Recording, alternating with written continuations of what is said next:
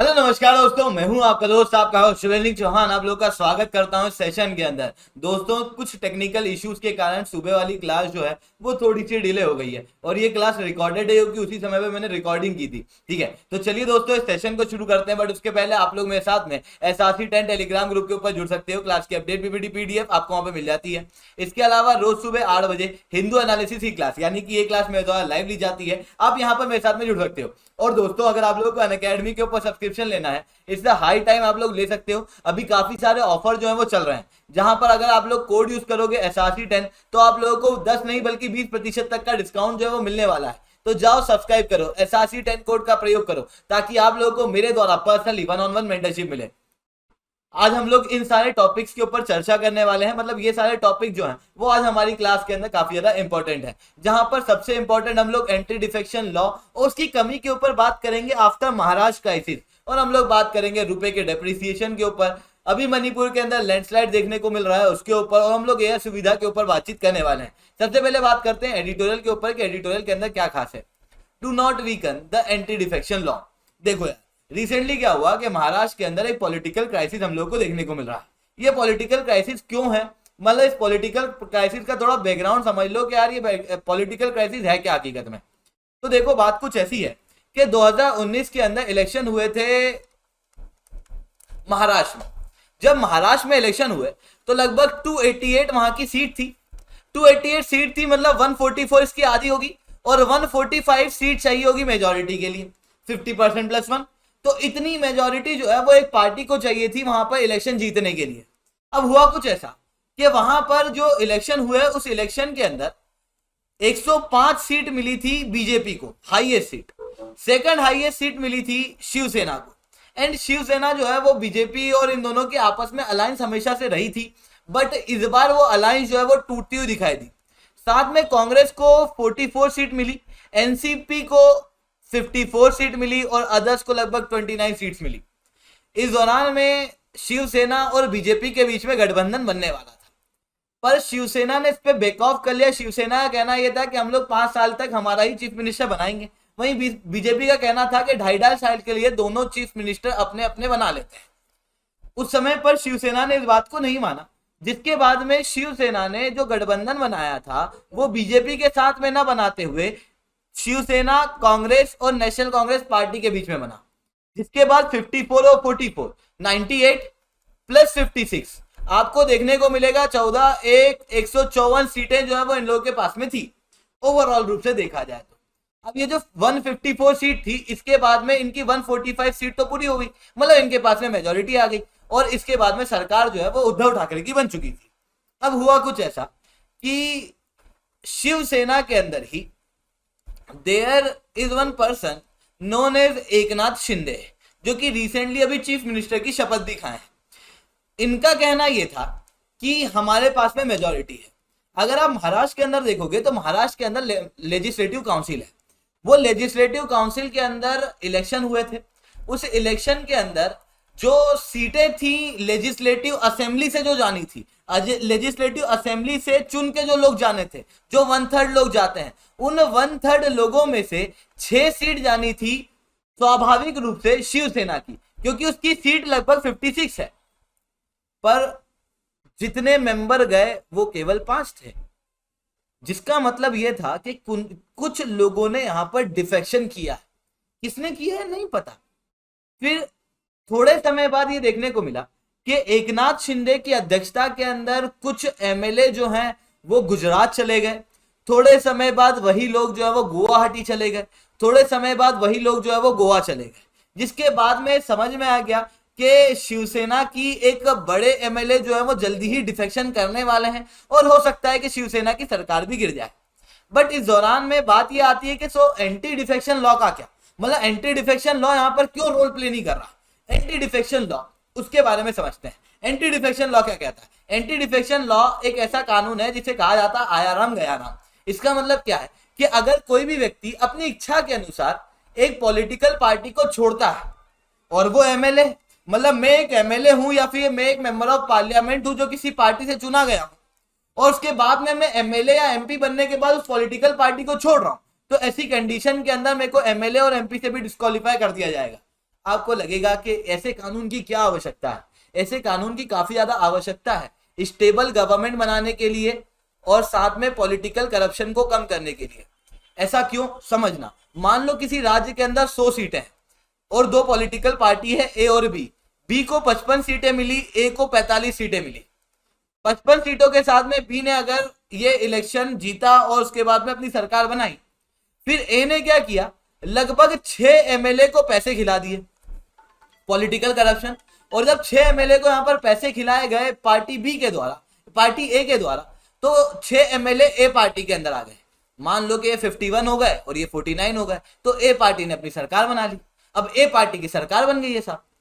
फिर उसके बाद बी पार्टी क्या करेगी, यहां से 2 व्यक्ति को खरीद लेगी कि भैया तुम इधर आ जाओ। फिर से पॉलिटिकल करप्शन, और जो पॉलिटिकल स्टेबिलिटी है वो नहीं दिख रही है। तो इस कारण से ये एंटी डिफेक्शन लॉ लाया गया था कि जो अगर पॉलिटिकल पार्टी को चेंज कर रहा या अपनी पॉलिटिकल पार्टी को छोड़ भी रहा, तो उस व्यक्ति को मेंबर ऑफ पार्लियामेंट के रूप में ही डिस्क्वालीफाई कर दिया जाएगा, ताकि एक डिटरेंस भी रहे और ताकि एक स्टेबल गवर्नमेंट जो है वो देखने को मिले। पर इसी एंटी डिफेक्शन लॉ जिसे लाया गया था 1985 के अंदर, इसके 2 एग्जेम्पशन थे। एक था स्प्लिट और एक था मर्जर। मतलब मान लो कि पार्टी के अंदर स्प्लिट हो जाए, मतलब 1/3 लोग जो है वो उस पार्टी को छोड़ दें, तो पार्टी जो है वो टूट गई, तो उस दौरान में डिस्क्वालिफिकेशन नहीं होगा। ऐसा 1985 के दौरान में था। बाद में 2003 के अंदर जो कॉन्स्टिट्यूशन अमेंडमेंट एक्ट हुआ, उसके अंदर ये जो स्प्लिट वाला कॉन्सेप्ट है ये हटा दिया गया।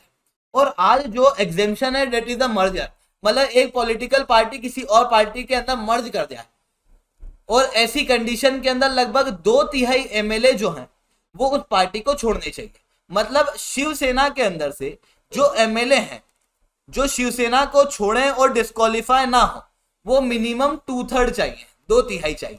अब 2/3 एमएलए कौन होंगे, तो 56 इंटू 2/3 कर लो, तो लगभग 37 के आसपास एमएलए होने चाहिए। अब जो 37 के आसपास एमएलए अगर शिवसेना को छोड़ जाएंगे, तो शिवसेना के अंदर से ये एमएलए चले भी जाएंगे, साथ में उनका डिस्क्वालिफिकेशन भी नहीं होगा। इस तरीके से हम लोगों को ये चीज देखने को मिलेगी। और ये जो 37 एमएलए हैं, इनकी अध्यक्षता उस समय पे कर रहे थे एकनाथ शिंदे। और एकनाथ शिंदे का कहना था कि हमारे पास और भी ज्यादा एमएलए हैं, लगभग 40 से 42 एमएलए हमारे साथ में हैं, और हम लोग जो है वो फिर लीडर बनाएंगे बीजेपी के साथ में मिलके, एक कोलिशन बनाएंगे और हम लोग एक नई सरकार जो है वो बनाएंगे। और रिसेंटली आप देखोगे तो बीजेपी के साथ में मिलके सरकार बन भी गई है। इवन जितने भी एमएलए गुवाहाटी गए थे, तो गुवाहाटी के साथ में, गुवाहाटी के अंदर से जो महाराष्ट्र के डेप्यूटी स्पीकर हैं, उनको एक लेटर भी लिखा गया कि हम लोग हमारे चीफ मिनिस्टर को चेंज करना चाहते हैं। और इस तरीके से ये सारा जो डेवलपमेंट है वो चला।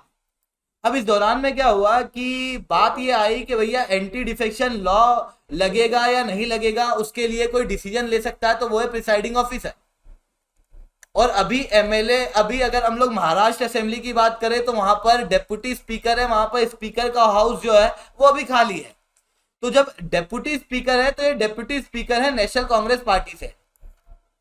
तो ऐसी कंडीशन के अंदर आप खुद समझना कि जब एक व्यक्ति नेशनल कांग्रेस पार्टी का है, मतलब कि जो अलायंस टूट रही है उसका है, तो ऑब्वियसली वो किसको सपोर्ट करेगा, वो शिवसेना के उद्धव ठाकरे वाले दल को सपोर्ट करेगा। तो उसी चीज को वहां पर सपोर्ट जो है वो किया गया। इस दौरान में फाइनल डिसीजन डेप्यूटी स्पीकर द्वारा नहीं दिया गया, बट उसके पहले शिवसेना ने लगभग 17 एमएलए को एक लेटर भेजा, जिस लेटर के अंदर उन्होंने कहा कि you are disqualified from the member of legislative assembly, और आपको शिवसेना से निकाला भी जाता है। इस तरीके से ये चीज हुई। इस दौरान में ये कहा गया कि डेप्यूटी स्पीकर ने तो अपना डिसीजन दिया नहीं, और ये डिफेक्शन तो किस आधार पर, मतलब इन्होंने पॉलिटिकल पार्टी तो छोड़ी नहीं है। तो कहा यह गया शिवसेना द्वारा कि जब ये सारा खेल हो रहा था, तो उस दौरान में शिवसेना ने एक बहुत इंपॉर्टेंट मीटिंग बुलाई थी रात में, जिस मीटिंग के अंदर सबका आना जरूरी था। अब इतनी बड़ी मीटिंग है कि सरकार गिरने वाली है। उस मीटिंग के अंदर ये 17 एमएलए नहीं आए और इन 17 एमएलए को डिस्क्वालीफाई करने की बात कर दी। इनके लिए एप्लीकेशन जो है वो दायर कर दी, कंप्लेन जो है वो इन्होंने दायर कर दी थी डेप्यूटी स्पीकर के पास। और जब ऐसा हुआ तो सवाल ये उठता है 17 ही क्यों, बाकी एमएलए क्यों नहीं? क्योंकि सीधी सी बात है, अगर शिवसेना 37 एमएलए को ऐसा करेगी तो शिवसेना खुद ही बता देगी कि इतने एमएलए हमारी तरफ से बागी एमएलए जो छोड़ के जा रहे हैं, ठीक है। तो वो चीज वो नहीं बताना चाहती थी, इस कारण से 17 एमएलए को इस तरीके से किया गया। अब ये सारे जब डेवलपमेंट हुए तो उसके बाद में जो 17 एमएलए जिन्हें डिस्क्वालिफिकेशन का नोटिस आया, ये लोग सुप्रीम कोर्ट पहुंच गए, और सुप्रीम कोर्ट पहुंचे तो सुप्रीम कोर्ट ने यहाँ पर डिसीजन दिया, और सुप्रीम कोर्ट ने कहा कि हम लोग 15 दिन का समय देते हैं, जितने भी एमएलए हैं जिन्हें डिस्क्वालीफाई किया गया है या जिन्हें डिस्क्वालिफिकेशन का नोटिस गया, डिस्क्वालीफाई नहीं हुआ, डिस्क्वालिफिकेशन का नोटिस गया, वो 15 दिन के अंदर अंदर अपना जवाब जो है वो तैयार करेंगे। 15 दिन का समय दिया गया था। अब 15 दिन का समय दिया गया तो उसी बीच में क्या हुआ कि जो महाराष्ट्र के चीफ मिनिस्टर थे उद्धव ठाकरे, उन्होंने अपना रेजिग्नेशन दे दिया, और जब उन्होंने रेजिग्नेशन दे दिया तो it was a high ground जिसके आधार पर एक फ्लोर टेस्ट होना चाहिए था, और वो फ्लोर टेस्ट हुआ, जिसके बाद में बीजेपी ने सपोर्ट किया एकनाथ शिंदे को, और Eknath Shinde become the new chief minister and take the oath of the chief minister of Maharashtra. इस तरीके से ये डेवलपमेंट हुआ। बट इस दौरान में कई सारे कॉन्स्टिट्यूशनल क्वेश्चन उभर के आ रहे हैं कि क्या इस तरीके की राजनीति हो सकती है। तो चलिए उन क्वेश्चन के ऊपर थोड़ा सा चर्चा करते हैं। सबसे पहले बात करते हैं एंटी डिफेक्शन लॉ के ऊपर। एंटी डिफेक्शन लॉ के अंदर मैंने कहा कि मर्जर के आधार पर 2/3 एग्जेम्पशन दिया जाना चाहिए। 2/3 अगर लोग छोड़ के चल जाएं तो दैट इज ओके। मतलब अगर आप लोग मास में अगर रिजिग्नेशन दे रहे हैं पॉलिटिकल पार्टी से तो वो चलेगा, पॉलिटिकल पार्टी को छोड़ के जा रहे हैं 2/3 लोग तो वो चलेगा, इस तरीके से देखने को मिलता है। पर यहां पर जो शब्द यूज किया गया दैट इज द मर्जर, मतलब कि शिवसेना का मर्जर किससे हो गया, किसी और पार्टी से, लेट से बीजेपी से। तो फिर जब मर्जर हो गया तो Shiv Sena should not be existed, क्योंकि मर्जर ही हो गया है ना, तो शिवसेना तो एग्जिस्ट करनी नहीं चाहिए थी। तो कई सारे लोगों का कहना है कि ये मर्जर कैसा है कि केवल 2/3 लोग चले गए और उसके बाद कह दिया कि चलो 2/3 लोग चले गए, शिवसेना अभी भी अलग से एग्जिस्ट कर रही है, उसको बीजेपी का सपोर्ट मिल रहा है। तो कई सारे लोगों का कहना यह है कि मर्जर के अंदर कहीं से कहीं तक ये नहीं लिखा है कि वो पॉलिटिकल पार्टी दूसरी पार्टी के अंदर मर्ज हो जाए। जब आप उस पैराग्राफ 4 को पढ़ते हो उस दौरान में, तो एक तो कॉन्स्टिट्यूशन सवाल ये उठता है कि क्या फिर अगर इस तरीके से सब डेवलपमेंट हुए तो शिवसेना वुड एग्जिस्ट और नॉट। सेकंड सवाल कि जो डिस्क्वालिफिकेशन हुआ वो डिस्क्वालिफिकेशन किया गया जिन मेंबर का जिन्होंने शिवसेना मतलब शिवसेना ने जिनके खिलाफ केस फाइल किया in front of the deputy speaker, उसके ऊपर फिर सुप्रीम कोर्ट ने मतलब सुप्रीम कोर्ट के अंदर ये केस गया और सुप्रीम कोर्ट ने कहा कि 15 दिन का समय देते हैं। बट एक बात समझना कि सुप्रीम कोर्ट के पास में क्या ये पावर है, क्योंकि डिफेक्शन और एंटी डिफेक्शन ये पार्लियामेंट का इंटरनल मैटर है, और पार्लियामेंट के या फिर लेजिस्लेटिव असेंबली के या लेजिस्लेचर के मैटर के अंदर जुडिशरी नहीं बोल सकती। मतलब जो पार्लियामेंट के रूल ऑफ बिजनेस है it should not B challenge in any court of law. तो सुप्रीम कोर्ट ने यहाँ पे डिसीजन कैसे दे दिया? तो सुप्रीम कोर्ट का कहना यह था कि देखो हम लोगों ने पहले ही एक जजमेंट सुप्रीम कोर्ट ने दिया था जिसके अंदर सुप्रीम कोर्ट ने कहा था in the Kihoto Hollohan case of 1993 कि हम लोग कभी भी जुडिशियल रिव्यू नहीं लगाएंगे जो पार्लियामेंट्री प्रोसेस है उसके अंदर, स्टेट लेजिस्लेटिव असेंबली के प्रोसेस के अंदर, उसके अंदर हम लोग इंटरफेयर नहीं करेंगे। पर जब प्रिसाइडिंग ऑफिसर जैसे कि स्पीकर या डेप्यूटी स्पीकर अपने डिसीजन दे देता है, जब इन्होंने अपने डिसीजन दे दिए तो इनके डिसीजन मेलिफाइड है या नहीं उसके आधार पर जुडिशियल रिव्यू किया जा सकता है, वहां पर जुडिशरी इंटरफेयर कर सकती है। बट अभी तक डेप्यूटी स्पीकर ने अपना जवाब दिया ही नहीं था। जब डेप्यूटी स्पीकर ने अपना जवाब दिया नहीं तो यहाँ पर सुप्रीम कोर्ट ने जितने भी बागी एमएलए हैं उनको ये कैसे कह दिया कि 15 दिन के अंदर अंदर आप अपना जवाब जो है वो सबमिट करोगे। नॉट जस्ट दिस, जो बॉम्बे सॉरी मैं बार बार सुप्रीम कोर्ट कह रहा हूँ, आई हैव टू से द बॉम्बे हाई कोर्ट, ठीक है। तो ये केस जो है वो बॉम्बे हाई कोर्ट के अंदर गया है, बॉम्बे हाई कोर्ट की गोवा बेंच के अंदर। अब वहीं बॉम्बे हाई कोर्ट की गोवा बेंच ने एक और चीज ये की कि 15 दिन का समय दिया, पर according to the rule of business ये जवाब जब भी देना होता है, जब भी डिस्क्वालिफिकेशन का जवाब देना है, किसी भी चार्ज का जवाब एक मेंबर ऑफ लेजिस्लेटिव असेंबली द्वारा देना होता है, वो केवल 7 दिन का होता है। तो यहाँ पर ये 15 दिन क्यों? एक ये भी सवाल है कि वेदर कोर्ट कैन इंटरफेयर और not before the decision of deputy speaker.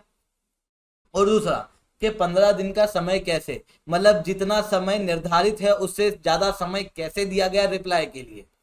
Third thing, fourth thing जो हम लोगों को यहाँ पर देखने को मिल रही है वो ये है कि जो बागी एमएलए हैं जिन्होंने वॉलेंटरी रूप से अपना रेजिग्नेशन नहीं दिया है, अभी वो रेजिग्नेशन ऐसा माना गया है शिवसेना द्वारा कि ये लोग नहीं आए इसके आधार पर, मतलब वो लोग मीटिंग में नहीं आए इसके आधार पर उन्हें डिस्क्वालिफिकेशन कर दिया जाना चाहिए एंटी डिफेक्शन लॉ के तहत। पर उन्होंने तो अपना रेजिग्नेशन दिया ही नहीं, तो एंटी डिफेक्शन लॉ कैसे लगेगा। तो according to the Supreme Court judgement of Ravi S Nayak versus Union of India case 1994, Supreme Court ने यह कहा कि किसी को रेजिग्नेशन देने की जरूरत नहीं है एंटी डिफेक्शन लॉ के तहत।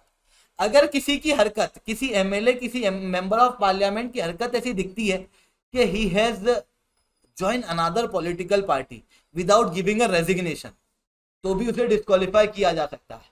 जैसे जेडीयू के अंदर शरद यादव और अनवर अली करके दो लीडर थे, they was member of legislative assembly. ये लोग किसी और पॉलिटिकल पार्टी के एक मीटिंग के अंदर चले गए, अपोजिशन की पॉलिटिकल पार्टी की मीटिंग के अंदर चले गए, इवन कई सारे कैंपेन के अंदर भी ज्वाइन किया, पर इन्होंने जेडीयू से कभी रेजिग्नेशन दिया नहीं। इसके बावजूद इनको डिस्क्वालिफिकेशन जो है वो कर दिया गया on the basis of anti defection law. Why? क्योंकि केवल आपके जो एक्शंस हैं, अगर वो दिखाते हैं कि आपने अपनी मेजर पॉलिटिकल पार्टी को छोड़ दिया और आपने किसी और पॉलिटिकल पार्टी को ज्वाइन कर लिया, instead you have not given a resignation, तो भी आपको डिस्क्वालीफाई किया जा सकता है on the anti defection law. और वो जरूरी नहीं है कि आप पार्लियामेंट के अंदर ही करो, इवन आप पार्लियामेंट के बाहर भी ऐसी कोई सी चीज करते हो तो उसके आधार पर भी डिफेक्शन जो है वो मान लिया जाता है। सिमिलरली इन 16 लोगों का उसी तरीके से डिफेक्शन जो है वो माना गया, इन 17 लोगों का डिफेक्शन उसी तरीके से यहाँ पर माना गया। देन सवाल ये भी उठता है कि ये जो डिफेक्शन के ऊपर जजमेंट दिया जाएगा वो दिया जाएगा प्रिसाइडिंग ऑफिसर द्वारा, जो कि डेप्यूटी स्पीकर है। पर डेप्यूटी स्पीकर अगर आप महाराष्ट्र के अंदर देखोगे तो इनके खुद के खिलाफ एक नो कॉन्फिडेंस मोशन चल रहा है, मतलब इनके खुद के खिलाफ एक मोशन चल रहा है, no confidence motion. And according to the Supreme Court judgement of 2016 Nabam Rebia judgement, जिसके अंदर सुप्रीम कोर्ट ये कहती है कि डिस्क्वालिफिकेशन का जजमेंट एक प्रिसाइडिंग ऑफिसर तब तक नहीं दे सकता जब तक कि उसके ऊपर नो कॉन्फिडेंस मोशन चल रहा है।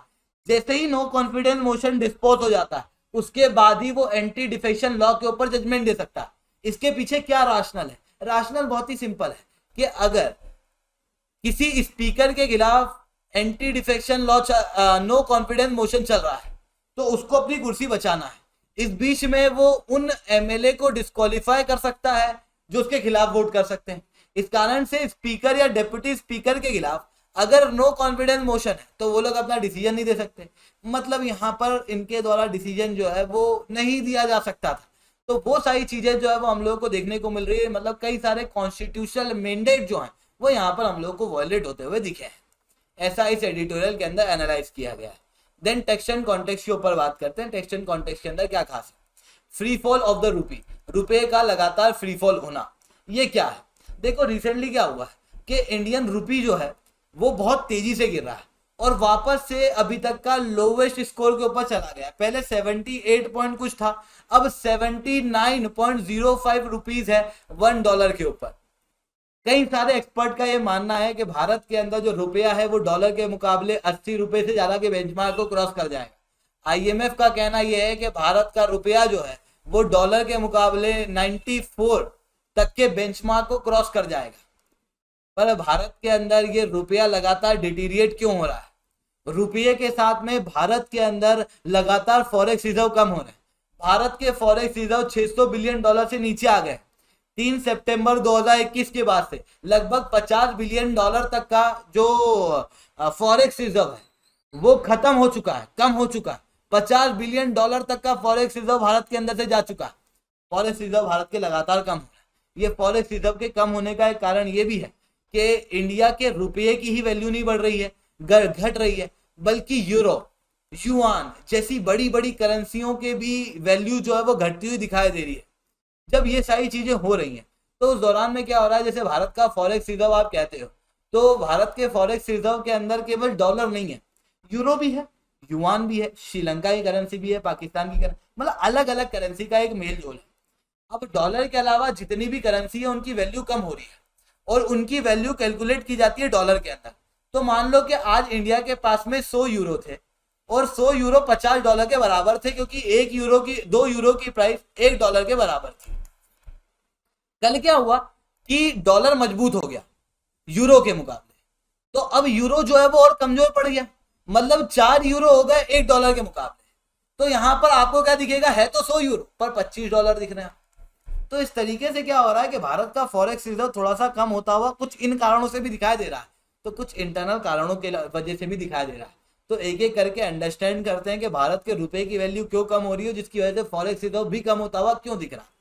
तो देखो रुपया किस तरीके से चलता है, डॉलर रुपए की वैल्यू किस तरीके से कैलकुलेट की जाती है, हम लोगों को उसको जानना बहुत ज्यादा जरूरी है।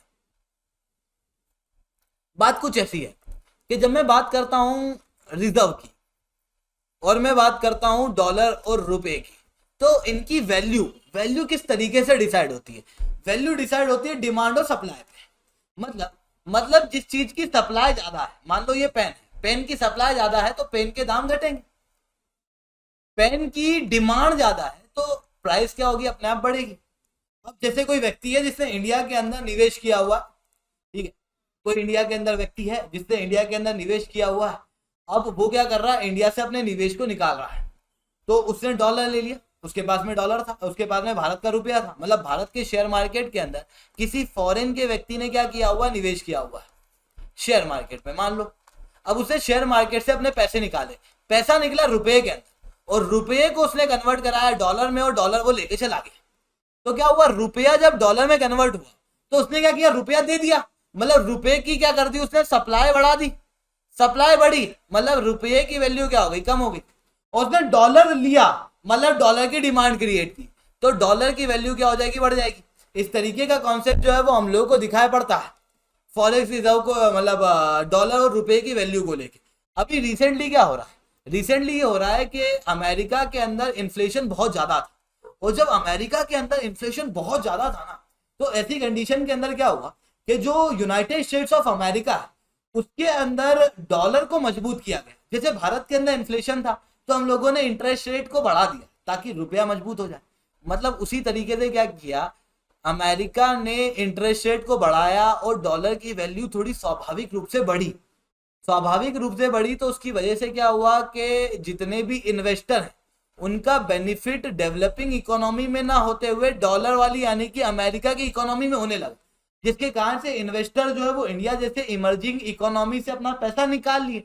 पैसा निकाले तो रुपए में निकाले, कन्वर्ट कराए डॉलर में, तो रुपये की डिमांड कम कर दी, सप्लाई बढ़ा दी है, जिसके कारण से रुपए की वैल्यू घटी और डॉलर की जो वैल्यू है वो बढ़ी। क्यों, क्योंकि डॉलर उन्होंने खरीदा, डॉलर की डिमांड क्रिएट कर दी। इसकी वजह से क्या हुआ कि रुपये की वैल्यू जो है वो लगातार घटती चली गई। केवल रुपये की नहीं, बड़ी बड़ी डेवलप्ड इकोनॉमी की करेंसी जो है वो डाउन जा रही है। युआन, यूरो जैसी करेंसी, येन जैसी करेंसी जो है वो अभी डाउन जा रही है with comparison with the dollar, not just. कई बार क्या होता है कि आरबीआई के द्वारा रिसेंटली सरप्राइजेस दिए गए।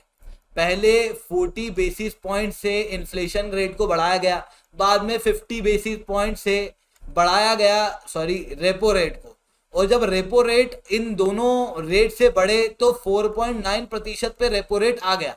और ये अचानक से जो फेडरल टाइटनिंग की उसकी वजह से थोड़े इन्वेस्टर जो है वो भारत के अंदर से, मार्केट के अंदर से पैनिक कर गए, और जब पैनिक कर गए तो उसके बाद में क्या हुआ कि डॉलर जो है वो भारत से आउटफ्लो किया वो अलग, और दूसरा क्या हुआ, इसकी वजह से रुपए की वैल्यू घटी वो अलग। डॉलर के आउटफ्लो करने की वजह से भारत का फॉरेक्स रिजर्व गिरा वो भी अलग। इसके अलावा भारत का करंट अकाउंट डेफिसिट पिछले 10 साल में सबसे ज्यादा है। करंट अकाउंट डेफिसिट मतलब इस वर्ष भारत ने इंपोर्ट ज्यादा किया है, भारत ने इंपोर्ट ज्यादा किया है, एक्सपोर्ट जो है उसकी वैल्यू कम रही है। अब इंपोर्ट ज्यादा करना, ओवरऑल रूप से मान लो कि इंपोर्ट किया है हम लोगों ने 3.3% ऑफ जीडीपी। इंपोर्ट और एक्सपोर्ट के बीच में एक गैप है, इंपोर्ट जब ज्यादा है इसका मतलब क्या है, जब भी हम सामान इंपोर्ट करा रहे हैं तो हम लोग क्या कर रहे हैं, मान लो ये पेन आया बाहर के देश से आया, इस पेन को मैंने खरीदा, तो जो फॉरेनर है, जैसे मान लो आप फॉरेनर हो तो आप रुपया थोड़ी लोगे, आप तो पेमेंट लोगे डॉलर में, मेरे को आपको पेमेंट करना डॉलर में, मेरे पास तो रुपया है, तो मैं क्या करूंगा, रुपये को डॉलर में कन्वर्ट कराऊंगा। अब रुपये को जब मैं डॉलर में कन्वर्ट करा रहा हूं तो मैं डॉलर की वैल्यू बढ़ा रहा हूँ, रुपये की वैल्यू घटा रहा हूँ, जिसके कारण से डॉलर और मजबूत हो रहा है और रुपया जो है वो कमजोर हो रहा है। तो ये अकाउंट डेफिसिट के कारण भी ऐसी चीज देखने को मिल रही है। वहीं भारत के अंदर जो इन्फ्लेशन दर है वो हमेशा से ज्यादा है, जिसके कारण से डॉलर के मुकाबले रुपया जो है वो हमेशा गिरता हुआ हम लोगों को दिखाई देता है, क्योंकि इन्फ्लेशन के बढ़ने की वजह से जो रुपये की वैल्यू है वो लगातार कम होती चली जाती है। तो ये सारी चीजें जो है वो हम लोगों को देखने को मिल रही है। अब आने वाले समय में क्या हो सकता है, आने वाले समय में रुपया जो है वो और ज्यादा डेप्रिशिएट करेगा with respect to the dollar. अब आरबीआई जो है वो यहाँ पर इंटरफेयर कर सकती है और रुपये की नेचुरल वैल्यू के अंदर उसको वापस ला सकती है।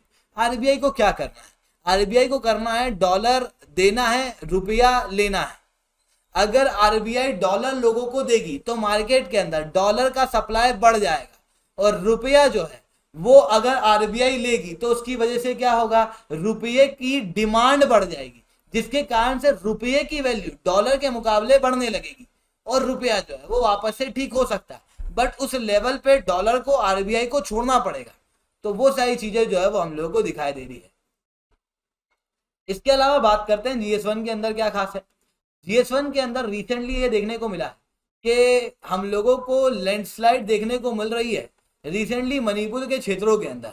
अब ये लैंडस्लाइड हम लोगों को मणिपुर के अंदर क्यों देखने को मिल रही है और इसकी वजह से 8 लोगों की मृत्यु क्यों हो गई, और सवाल उठता है सबसे इंपॉर्टेंट, दैट इज लैंडस्लाइड क्या है। मणिपुर के अंदर लैंडस्लाइड तो हुई वो तो ठीक है, पर ये लैंडस्लाइड होता क्या है। लैंडस्लाइड का मतलब एक सिंपल सा कॉन्सेप्ट है।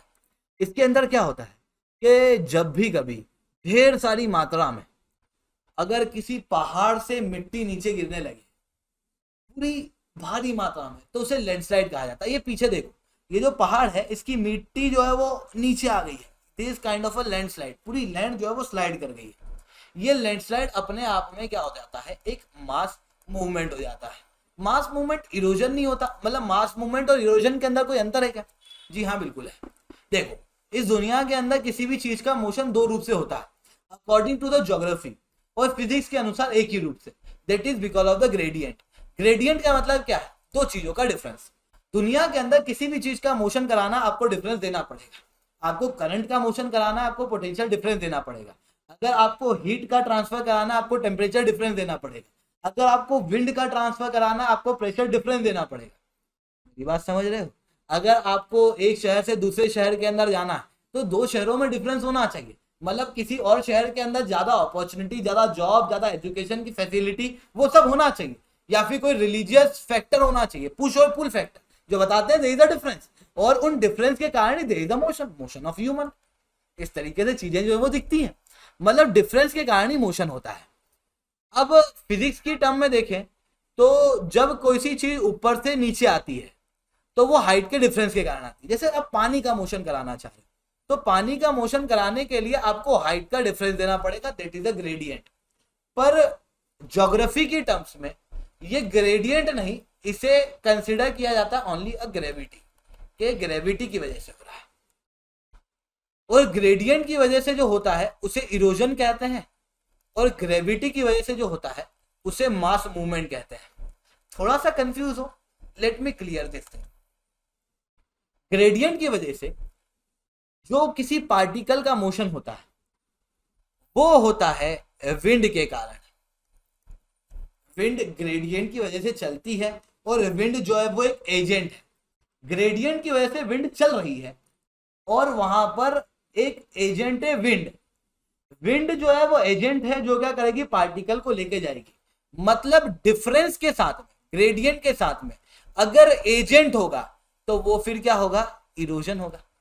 सिमिलरली जब पानी मिट्टी को लेके गया, पानी भी चला तो वो हाइट के डिफरेंस के कारण चला, पर यहां पर पानी एक एजेंट के रूप में। जब पानी एक एजेंट के रूप में है तो पानी ने अगर मिट्टी को उड़ाया तो आप उसे क्या कहोगे, इरोजन कहोगे।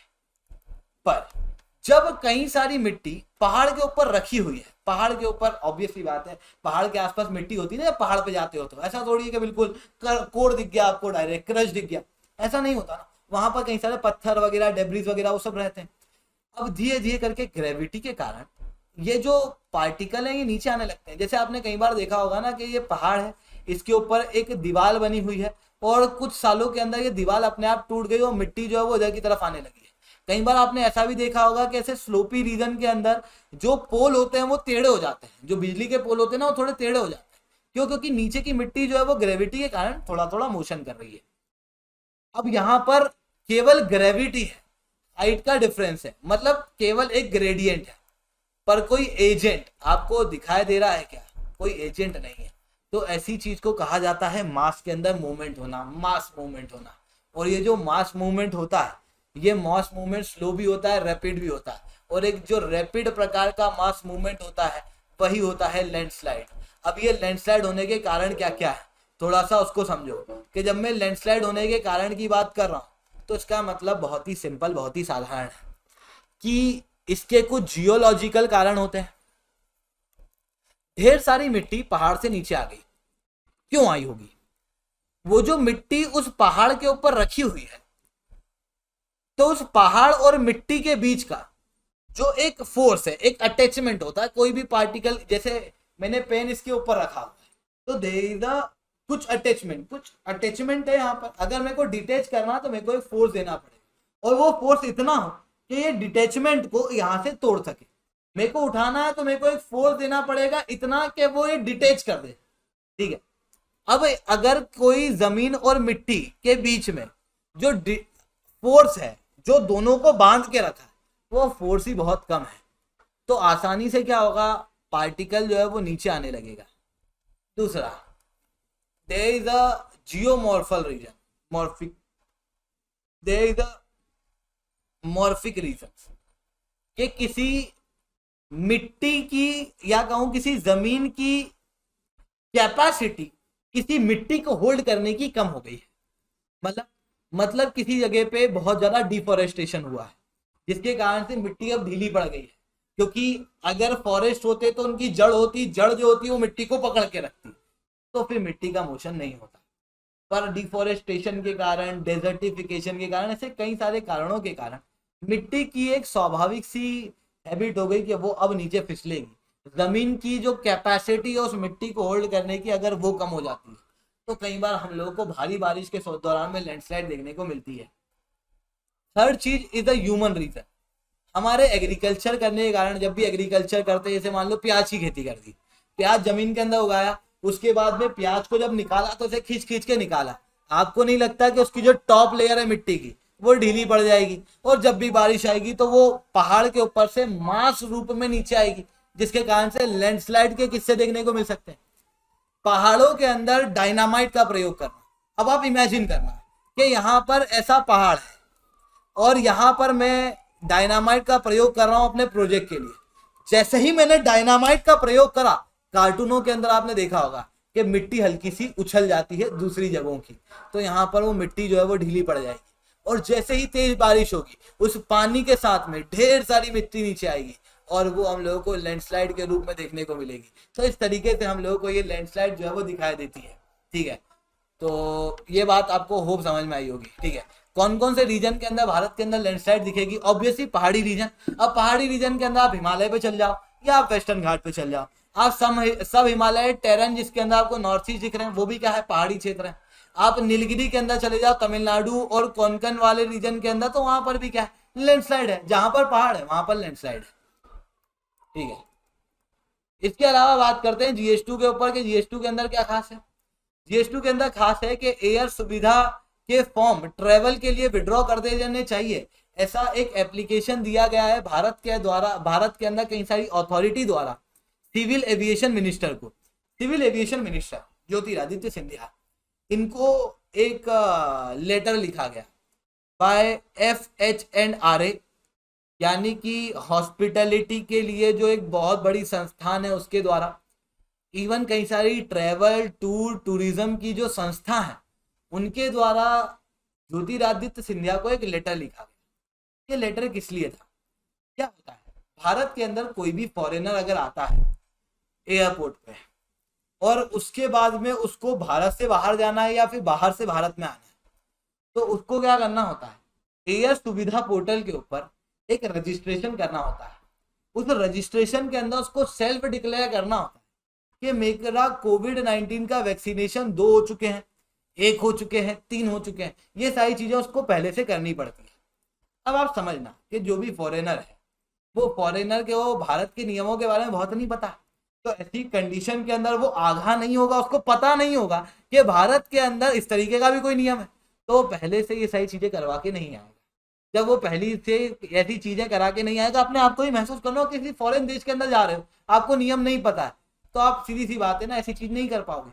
इसकी वजह से क्या होगा, इसकी वजह से होगा कि यार आप एयरपोर्ट पे बैठ के फिर करने बैठोगे कि यार मेरा फॉर्म भर जाए, ये हो जाए, वो हो जाए, पर एयरपोर्ट के अंदर नेटवर्क अंदर तक आता नहीं है और अंदर जो वाईफाई की सुविधा है वो सच में बहुत कमजोर है। इवन मैंने भी देखा है बहुत कमजोर वाईफाई की सुविधा होती है कई सारे एयरपोर्ट के ऊपर। तो ऐसी कंडीशन के अंदर क्या हुआ होता है कि एक व्यक्ति को काफी ज्यादा टाइम लग जाता है वहां पर ये रजिस्ट्रेशन करने के अंदर, इस सेल्फ डिक्लेरेशन को करने के अंदर। वहीं जो वेबसाइट है एयर सुविधा पोर्टल, तो जो एयर सुविधा पोर्टल है वो अपने आप में बहुत ही क्लमजी वेबसाइट है। अब गवर्नमेंट की कोई भी वेबसाइट है बहुत क्लमजी सी वेबसाइट आपको मिलेगी, जो फोन के अंदर चलाना तो और मुश्किल हो जाती है, लैपटॉप में तो वो चल जाती है। तो ऐसी कंडीशन के अंदर यहाँ पर क्लमजी वेबसाइट होने के कारण भी कई सारे डिले हो जाते हैं, जिसकी वजह से इन डिले के कारण फ्लाइट वगैरह जो है वो कई सारे फॉरेनर्स की छूट जाती है। अब फ्लाइट छूटना मतलब 25-30 हज़ार का सीधे खर्चा बैठ गया ना। जैसे कई बार क्या होता है कि जैसे मतलब ये जो एयर सुविधा पोर्टल है इसके अंदर वो काम कराया जाता है जिसमें एक आदमी को सबसे ज्यादा आलस आता है। आपने कभी यूपीएससी का फॉर्म भरा होगा, आपने कभी किसी और गवर्नमेंट सर्विस का एग्जाम का फॉर्म भरा होगा, वहां पर सबसे ज्यादा आलस आपको किसी चीज में आता होगा तो वो आता होगा किसी फाइल को अपलोड करने में। अपना फोटो अपलोड कर दो, अपना पासपोर्ट अपलोड कर दो, उसकी साइज इतनी होनी चाहिए। यहाँ पर भी वैसी ही चीज है कि आप अपना पासपोर्ट और अपने कुछ फाइल्स जो है, सर्टिफिकेट जो है वो आपको अपलोड करना है, और इंटरनेट स्पीड जो है वो कम आ रही है, वेबसाइट क्लमजी है, और इनको अपलोड करना है एक फिक्स फॉर्मेट के अंदर और एक फिक्स साइज के अंदर। ऐसी कंडीशन के अंदर ये और दुविधा वाला काम हो जाता है। कई सारे लोगों को 1-1 घंटा लग जाता है इस चीज को करने के अंदर, और उसकी वजह से कई सारे लोगों की फ्लाइट तक छूट जाती है। ऐसी कंडीशन के अंदर एक लेटर ये लिखा गया है कि इस प्रोसेस को हटाओ, ये प्रोसेस अपने आप में काफी क्लमजी है। इसके अलावा बात करते हैं GS3 के ऊपर क्या खास है। तो रिसेंटली भारत के अंदर इसरो का क्या था कि इसरो कमर्शियल प्रोजेक्ट भी देखता है। मतलब क्या, मतलब इसरो अपने खुद के प्रोजेक्ट तो चलाता ही है, पर अभी स्पेस सेक्टर के अंदर काफी ज्यादा ग्रोथ हो रही है, तो कई सारी प्राइवेट कंपनियां, कई सारे दूसरे देश के जो संस्थाएं हैं वो अपनी फ्लाइट को, अपने सैटेलाइट को अंतरिक्ष के अंदर ले जाना चाहती है, और उस अंतरिक्ष के अंदर ले जाने के लिए वो इसरो के पास आया करती थी, और इसरो ये कमर्शियल काम किया करता है जिसकी वजह से इनकम क्रिएट होती थी। इसरो ने फिर अपने ही अंदर एक नई चीज खोली, that is new space India limited. ये जो न्यू स्पेस इंडिया लिमिटेड है ये एक कमर्शियल ब्रांच है। मतलब जो न्यू स्पेस इंडिया लिमिटेड है ये जितने भी कमर्शियल प्रोजेक्ट जो किसी प्राइवेट कंपनी के हैं, जो किसी देश के हैं, जिन्हें अंतरिक्ष के अंदर सैटेलाइट भेजना है जिसके प्रति इसरो को पेमेंट होगा, वो ये न्यू स्पेस इंडिया लिमिटेड देखती है। रिसेंटली सिंगापुर की 3 सैटेलाइट, भारत के 53rd मिशन और न्यू स्पेस इंडिया लिमिटेड के दूसरे मिशन, इसके पहले वाला मिशन अमेजोनिया था जिसको इसने अंतरिक्ष के अंदर भेजा था, उसके बाद में अभी 3 सक्सेसफुल सैटेलाइट सिंगापुर के अंतरिक्ष के अंदर भेजी है, जिसके अंदर से एक 365 किलो की सिंगापुर की अर्थ ऑर्बिट सैटेलाइट है, दूसरी DSEO सैटेलाइट है जो कि एक स्मॉल कमर्शियल सैटेलाइट है जिसके अंदर सिंथेटिक अपर्चर रेडार लगा हुआ है, 155 किलो की ये सैटेलाइट थी। तीसरी सैटेलाइट न्यूसा सैटेलाइट है जो कि 2.8 किलो की सैटेलाइट है, ननियांग टेक्निकल यूनिवर्सिटी की, जो कि भी एक संस्था आपको वहां पर देखने को मिलेगी। इसे लगभग 19 मिनट के अंदर अंतरिक्ष के अंदर पहुंचाया गया। ये किया गया है न्यू स्पेस इंडिया लिमिटेड द्वारा रिसेंटली। तो दोस्तों आज के लिए इतना ही रखते हैं। लेक्चर अच्छा लगा हो तो लाइक करो, लेक्चर बहुत अच्छा लगा हो तो SRC10 कमेंट करो। अगर आप लोगों को अनअकैडमी के ऊपर सब्सक्रिप्शन लेना, इट्स अ हाई टाइम, क्योंकि अभी ऑफर भी चल रहा है, साथ में अनअकैडमी का ऑप्शनल कार्निवल चल रहा है जहां पर कई सारे ऑप्शनल के बिल्कुल नए नए कोर्सेज अनअकैडमी द्वारा लाए जा रहे हैं, चाहे वो एंथ्रोपोलॉजी हो, सोशियोलॉजी हो, चाहे हिंदी हो, या फिर आपको हिस्ट्री देखने को मिलेगा, ज्योग्राफी हो, PSIR हो, और मैथमेटिक्स, पबेड, एग्रीकल्चर जैसे कई सारे ऑप्शनल अभी अनअकैडमी के अंदर लाए जा रहे हैं। तो जाओ आप लोग भी सब्सक्राइब करो, SRC 10 कोड का प्रयोग करो। आज के लिए इतना ही दोस्तों, जय हिंद, जय भारत।